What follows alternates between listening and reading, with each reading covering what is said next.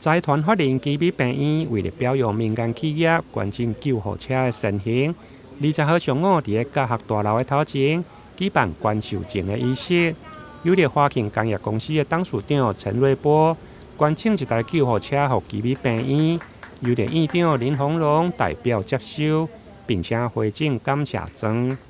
我们知道救人如救火，那么救命一定是要有好的这个运输的器材，尤其这个加护型的救护车，在病人生命危急的时候转送上是非常需要的。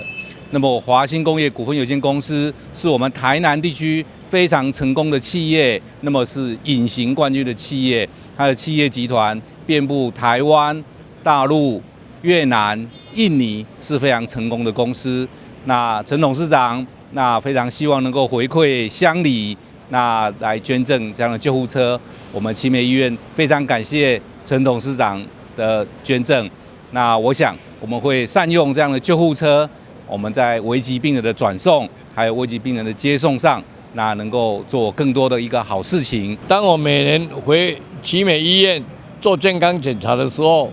都会感觉到每一年的病患呢越来越多，感觉到这个奇美医疗团队这个为我们台南市这些老百姓的健康付出这么多这么辛苦，非常感佩。所以想呢，这个有一点点力量来尽一点心意啊，透过很多人的帮忙